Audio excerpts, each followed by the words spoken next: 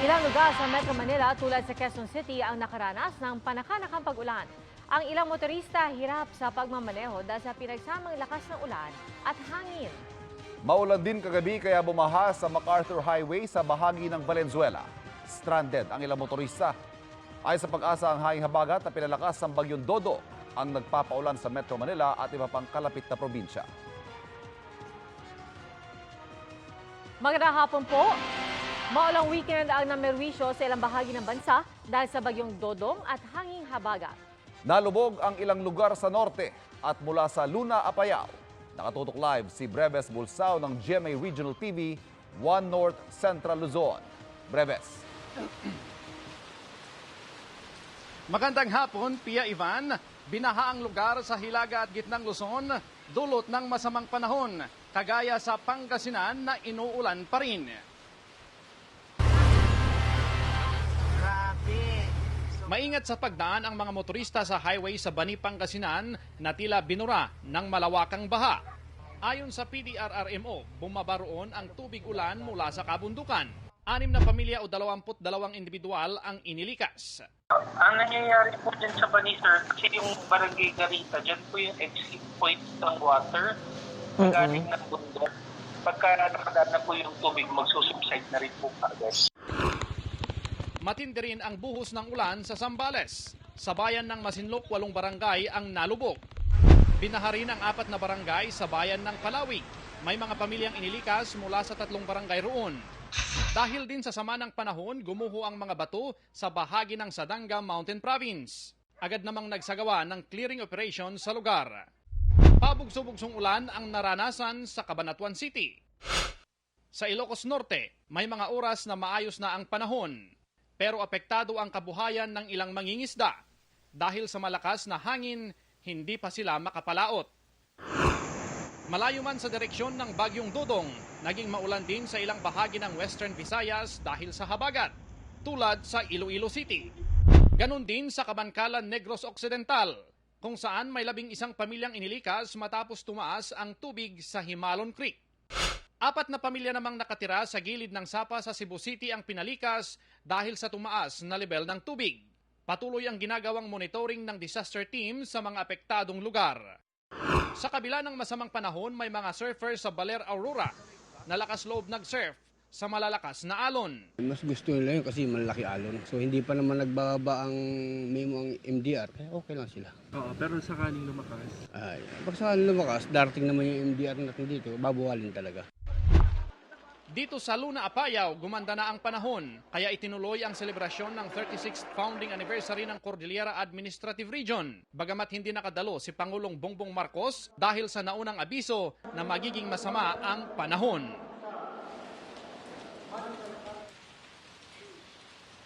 Ivan, sa ngayon ay binabantayan ng mga otoridad sa Pangasinan ang mga low-lying areas.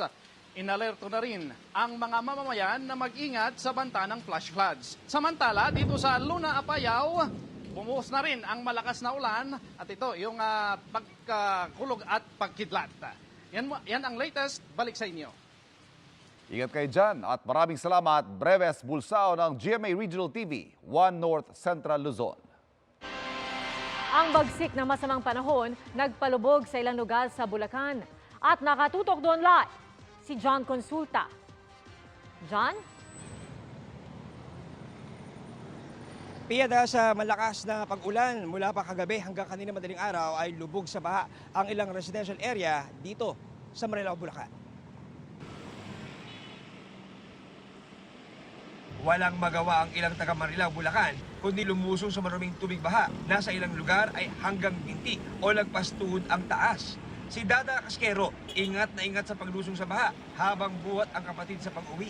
Sobrang hirap po kasi tuwing malakas po yung ulan, baha agad po. Problemado rin si Edwin Hernante dahil apektado ng baha ang kanyang negosyo. Sir, wala ka na eskutin na alas. Wala, naanod na yung isa eh. Ha? Naanod na yung isa. Naanod na? Oo, naanod na. Pero kanina meron pa yan. Oh, mayroon pa. Paano yan, sir? Junk shop ka dyan. Binabaha ka po, sir. Walang trabaho ngayon. Walang negosyo. Oo, wala. Patay ang negosyo. Si Agnes Francisco naman, hanggang loob ng bahay ang baha na posible raw tumagal ng 3 hanggang 5 araw. Ang baho po ng tubig, madumi. Lahat po ng gamit namin nakataas, tapos nabasa po yung iba. Wala rin po kaming CR. Dahil nga po dito yung Poso Negro po namin, nalulubog po, ayaw po mag-flush ng CR, tapos hindi rin po makapaligo. Di lang daw mga gamit sa bahay ang apektado ng baha, kundi pati kanilang kalusugan. 2 anak ko po yun, magkasabay po sila, tapos after po nun, by August naman po, yung isang anak ko naman po, na dengue rin po. Dahil po sa mga ganyan nga pong pagbahaba, pag-apaw po ng mga kanal po dito, barado na po kasi. Hindi na po siya nalilinis. Hanggang hita naman ang baha sa barangay Lulumboy sa Bukawi, Bulacan. Kagabi naman, hanggang dibdib ang baha sa isang kalye sa barangay Poblasyon sa bayan ng Santa Maria. Humupa ito makalipas ang 5 oras. Mula kahapon, nagkapakawalan ng tubig ang Bustos Dam dahil nagpas na sa spilling level. Pero wala raw itong kinalaman sa pagbaha sa Marilao, Bukawi at Santa Maria dahil malayo ang mga ito sa Bustos Dam.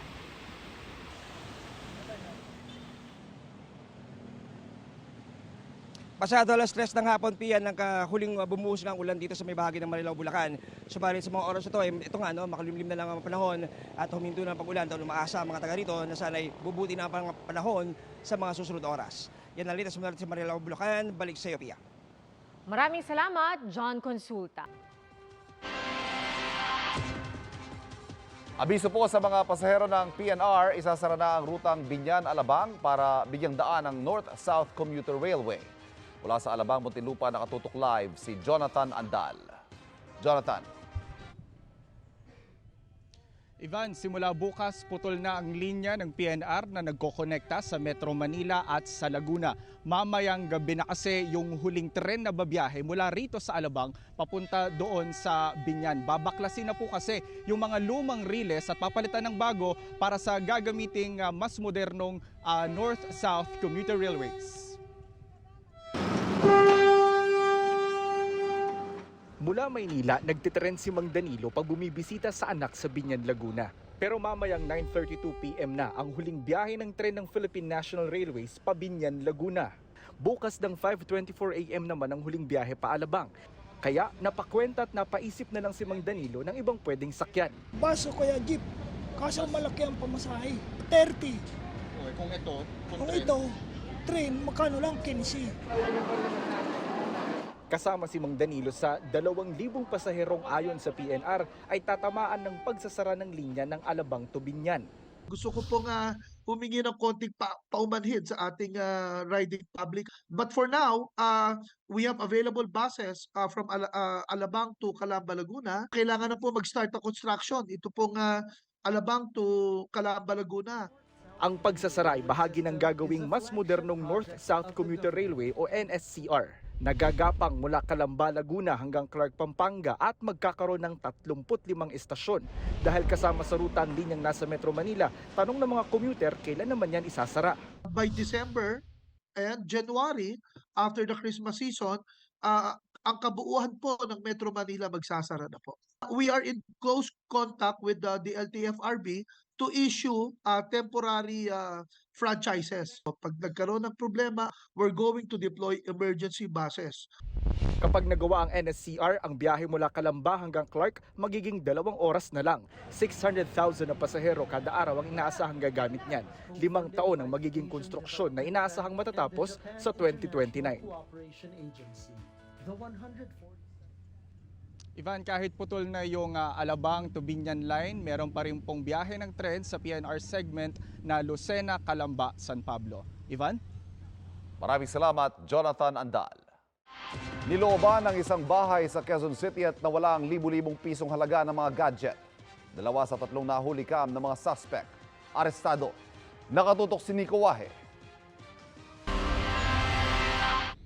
Mag-alas 3 na madaling araw ng Huwebes, pag-alagala ang 3 kabataan na ito sa Barangay Pasong Tamo, Quezon City. Tumambay pa sila sa tapat ng isang tindahan. Umalis din sila kalaunan, dumaan sa tapat ng isang compound. Maya-maya ang isa sa kanila, dahan-dahang binuksan ang gate at pinasok ang compound.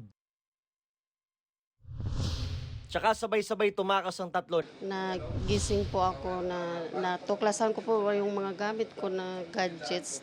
Wala na po sa tabi ko. Tapos inano ko yung pamangkin ko. Tapos natuklasan din po niya na nawala na din yung cellphone niya sa tabi niya. 4 na cellphone, 1 tablet at 1 laptop ang tinangay ng mga magnanakaw na aabot ang halaga sa 450,000 pesos. Agad nagsumbong sa mga pulis ang biktima. Ang mga operatiba natin, nag-conduct sila ng backtracking ng CCTV footages. At dito nga nila na natunton yung pinagtataguan ng 3. 2 sa 3 nakuna ng CCTV ang naaresto. Isa sa kanilang 18 anyos na si Paulo Flores. Menor de edad naman ang isa. Nakatakas naman ang lalaking pumasok sa compound na si Alexander de la Peña, 19 anyos na leader daw ng grupo. Ayon sa mga naaresto, niyaya lang sila ni de la Peña at kinawang lookout. Bibigyan niya daw ako ng pera, sumama lang daw po ako. Pumasok po siya ng iskinita. Paglabas niya, may dala na po siyang bag. Gawin namin, gulat nga din po kami sa mga dala niya. Tapos niyaya niya kami ibenta. Dati na raw magkasama sa pagnanakaw ang menor de edad at ang nakatakas na si de la Peña. Masasampahan na sila ng kaso. Except for yung isa na 17 years old na after inquest, itatransfer siya sa Mulabe. May nakuha rin mga bala ng 9mm na ayon sa mga naaresto ay pagmamayari ng kanilang nakatakas na lider. Para sa GMA Integrated News, Nico Wahe, nakatutok, 24 oras. Handa raw makipag-usap ang gobyerno para maresolba ang mga di pagkakaintindihan sa grupong Manibela na itutuloy raw ang planong tigil pasada sa zona ng Pangulo. Nakatutok si Bernadette Reyes. Sa kabila ng babala ng Land Transportation Franchising and Regulatory Board o LTFRB na posibleng matanggalan ng prangkisa ang mga lalahok sa ikinakasang tigil pasada sa July 24 hanggang 26 laban sa December 31 deadline para sa consolidation phase ng PUV Modernization Program, naninindigan ng grupong Manibela na tuloy ang tigil pasada. Kahapon po tinuldukan na ni Secretary Bautista na hanggang December 31 na lang po talaga kami. Kaya ano pa po yung kailangan naming ikatakot doon? Si Pangulong Bongbong Marcos na lang anila ang pag-asa ng grupo para patuloy na makapag-operate ang mga traditional jeepney. Yung hinihingi natin sa Pangulo na siya na po ang magsabi mismo sa ating sa kanyang secretary na yung aming prangkisa ay maibalik po sana sa 5 taon. Yun lang pong pagkakataon po na itama niya po yung mga sinasabi ni Secretary Bautista. Ano po, yun lamang po ang gusto natin na mangyari. Bukas daw ang Office of the Transportation Cooperative and Transportation Department para makipag-usap sa Manibela. Sa katunayan, sinuyod daw ng OTC ang bansa para ipaliwanag ang programa sa mga driver at mga operator. Meron pa pong oras, meron pa pong panahon na makipag-usap at dapat nakipag-usap para hanapin ang solusyon. Isa ang grupong Prime Movers Transport Alliance sa lumahok sa Public Utility Vehicle Modernization Program ng gobyerno. Sa totoo lang, pabalik-balik na rin po yung sira ng jeep namin. Ang hirap na po na ganun. Naniniwala ang Manibela na pilit nilang inaalis ang mga tradisyonal na jeepney dahil nalulugi ang mga lumipat na sa modernized unit. Ayon sa grupong Manibela, humigit kumulang 300,000 ng mga jeepney sa bansa. Nasa 6,000 pa lang ang nakakapag-modernize na ng kanilang sasakyan. Paglilinaw naman ng OTC, may prosesong dinaraanan ng modernization ng unit. Para sa GMA Integrated News, Bernadette Reyes, nakatutok, 24 oras. Para matuldukan daw ang gutom sa bansa pagdating ng 2027, mamimigay ang DSWD ng food stamps para sa mga food poor families sa bansa. Nakatutok si Mav Gonzalez. Sisimulan na sa Martes ang pamimigay ng food stamps ng DSWD. Ang layunin, wala ng gutom sa 2027. Ayon kay Social Welfare Secretary Rex Gatchalian, 1 milyong pamilyang Pilipino ang ituturing na food poor o yung walang kakayanang bumili ng pagkain base sa Philippine Statistics Authority. Sila yung pinakamahirap sa mahirap. Bibigyan ng mga electronic benefit cards para mga top card yan. Pero instead of cash, food credits ang nasa loob. So meaning, pupunta sila sa accredited retailer, yung mga kadiwa ng Pangulo, groceries, maliliit na mga supermarkets. 50 pamilya sa Tondo, Maynila ang inisyal na benepisyaryo na makakatanggap ng 2,775 pesos na food credit kada buwan. nilagyan ng fingerprinting sa pagbibilhan para masigurong hindi maipapasa o maisasangla ang food card. Pagpunta sa Kadiwa Market, mamimili sila sa menu ng mga produktong pwedeng bilhin.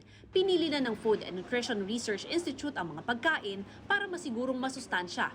Pero sabi ng DSWD, may kondisyon at may exit. Ibig sabihin, hindi panghabang buhay ang tulong na ito. May work requirement siya. Magtrabaho ka. Kahit na anong trabaho, maging bahagi ka ng mga mamamayang Pilipino na produktibo. 3 years, 4 years, dapat labas ka na sa programa.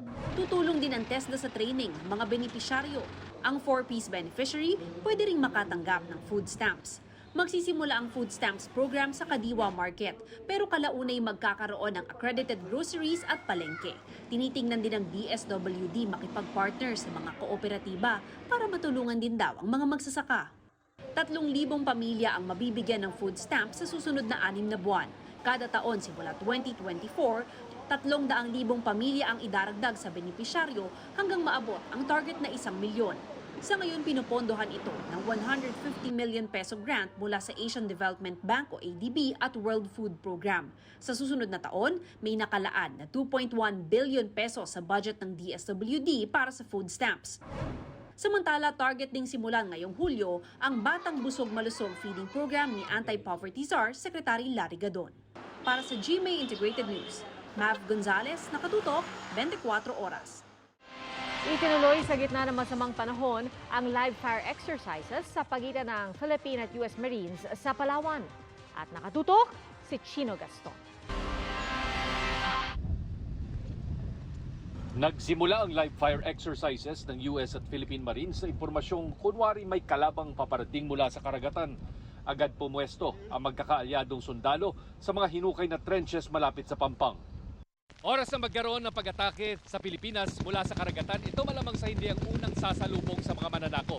Ang pinagsanib na puwersa ng Philippine at US Marines sa pinagsasanayan ngayong doktrina ng Joint Coastal Defense. Dumating ang mga armored personnel carrier at 40mm anti-aircraft cannon ng Philippine Marines.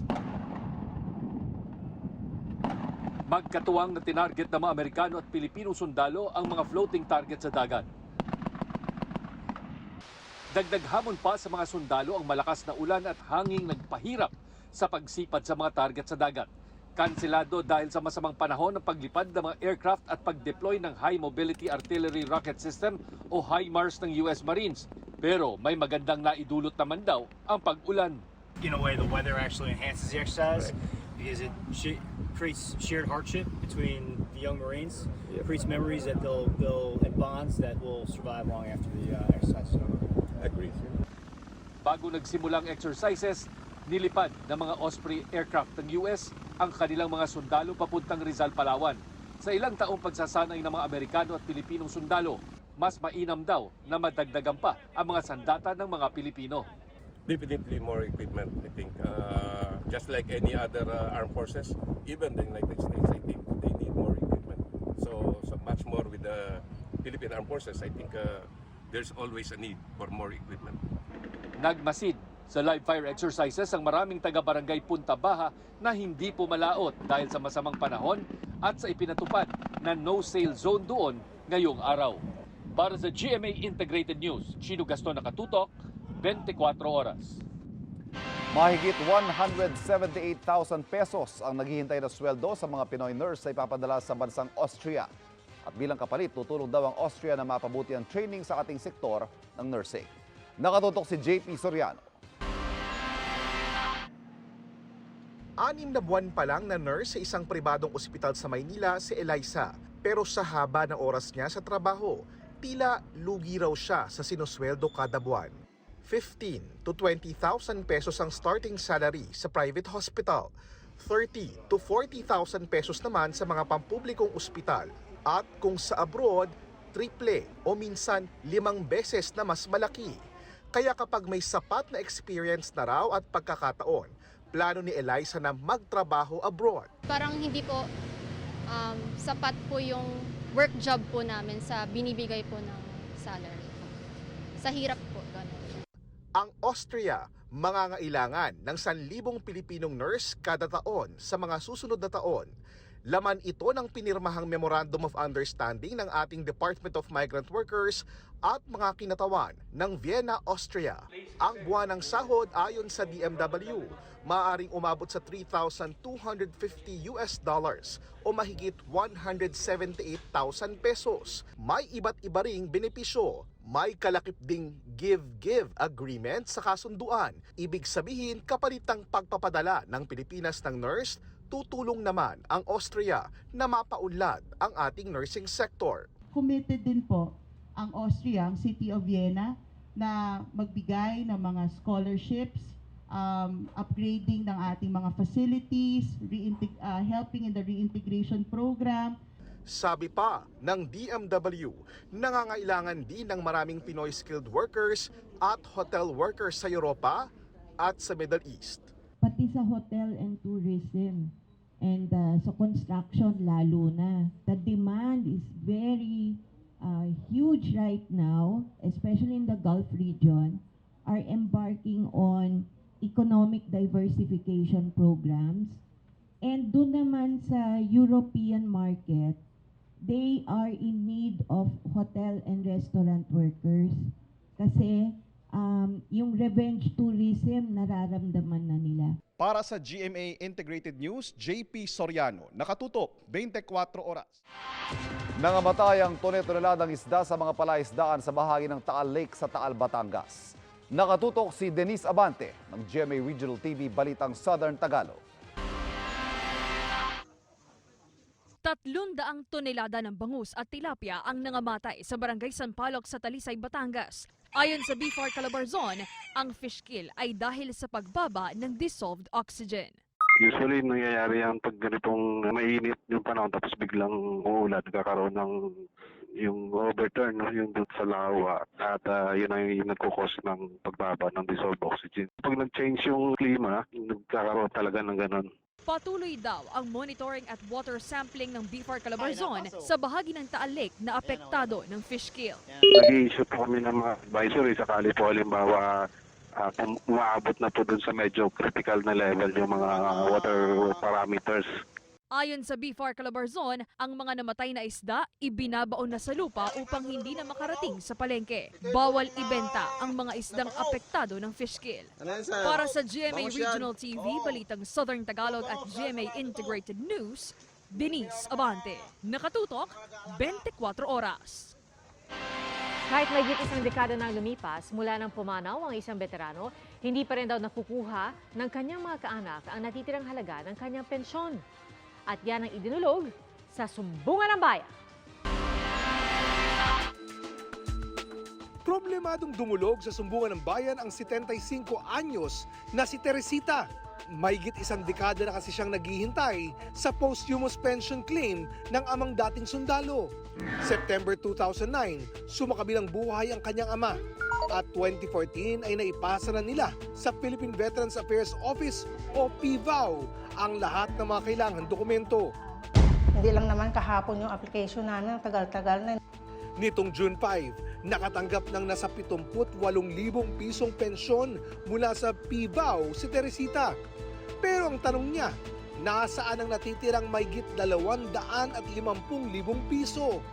Ang kabuuan is 332,700. Yun ang sabi. Ngayon binigyan ako ng 78,000 lang. Yan ang hindi ko alam sa kanila kung paanong proseso nilang nagkamali. Ipinagpapasa pa raw siya ng panibagong mga dokumento para raw makuha ang balanse. Dumulog ang Sumbungan ng Bayan sa PVAO at paglilinaw nila, hindi na kailangan magpasa ni Teresita ng mga karagdagang dokumento. Kami na po yung kumausap sa claims na kung pwede, i-process uli kung ano yung document na nasa kanila. Hinggil sa balanse ng matatanggap na pensyon ni Teresita. Yung sa unang computation po, hindi namin alam na gano'n kasi wala ho kaming copy. So nag-request po kami sa records namin para makita kung ano yung talaga yung ano. Yung 332 po kasi, minus yung 78, kailangan po namin yun i-request sa DBM kasi unfunded po yun. Pinoproseso na ang claim ni Teresita. Pag naipadala po sa amin ni legal yung statement of distribution po, Gagawan po namin yun ng mga document ng voucher at saka payroll at ipapadala po namin sa Commission on Audit for validation. Para sa GMA Integrated News, Oscar Oida, nakatutok 24 oras. Marami po sa ating mga Pinoy ang may iba't ibang kasabihan o kanya-kanyang paniniwala pagdating po sa ating katawan at kalusugan. Pero ayon sa mga eksperto, wala raw katotohanan ng mga health myths na pinaniniwalaan pa rin. Yan ang di Marites. Yan ang tinutukan na totoong balita ni Jonathan Andal.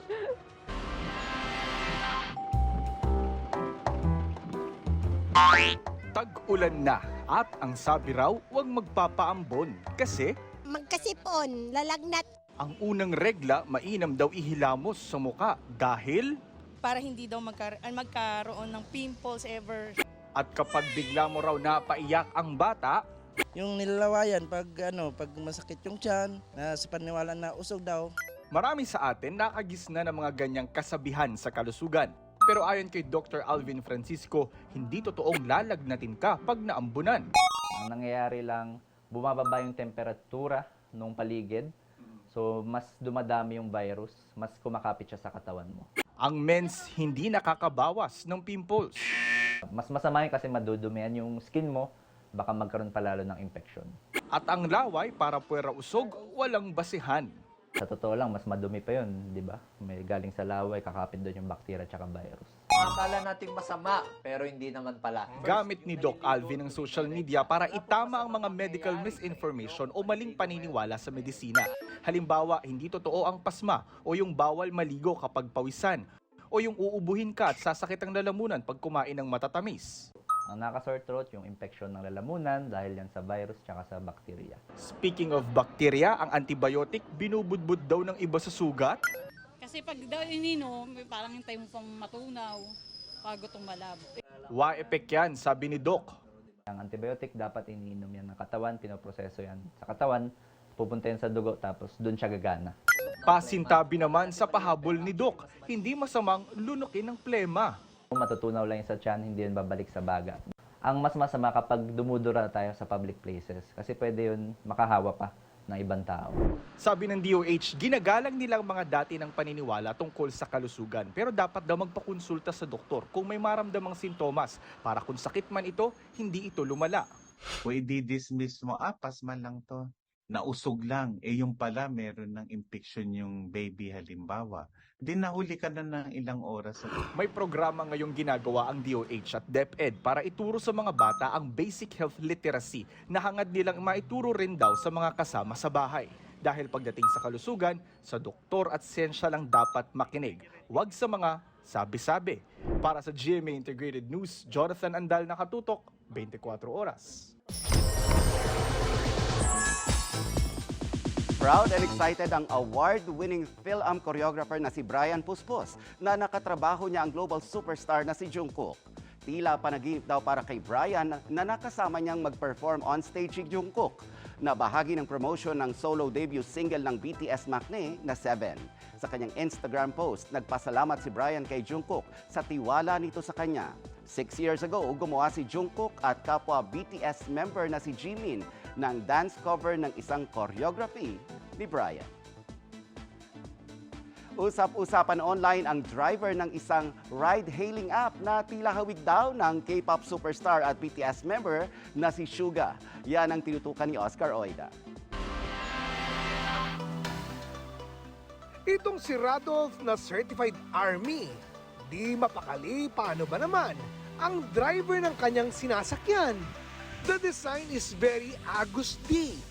Pero di yan si BTS Suga Minion Gi, kundi D, the driver, Jetsun Lim.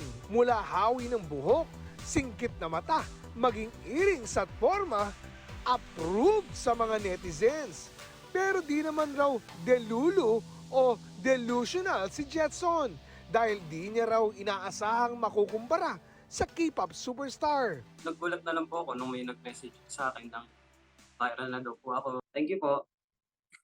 Kahit hindi ko po nakikita sa sarili ko, sobrang salamat po kasi sobrang sarap sa pakiramdam po na mapuri ng ganun. 2 weeks pa lang raw siyang nagmamaneho para sa isang drive-hailing app. Pero ang BTS, as in behind the scene, bago siya naging driver, ang pag-sideline dahil just like Suga, mahilig din siyang kumanta. May banda po kami. Kasama ko po yung mga pinsan ko. Nagka-covers po kami. Nagkakaroon din po kami sometimes ng gigs. Para sa GMA Integrated News, Oscar Oida, nakatutok, 24 oras.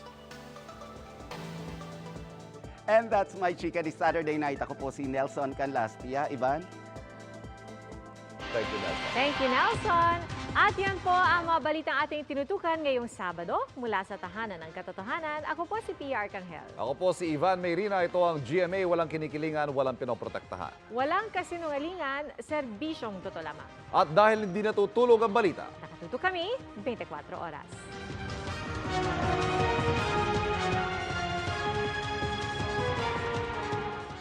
magandang balita mga kapuso, kahit ano pa man ang oras, mapapanood ang 24 Oras Weekend at iba pang newscast sa youtube.com/GMA News. I-click lamang ang subscribe button. Sa mga kapuso abroad, maaari po kaming masubaybayan sa GMA Pinoy TV at www.gmanews.tv.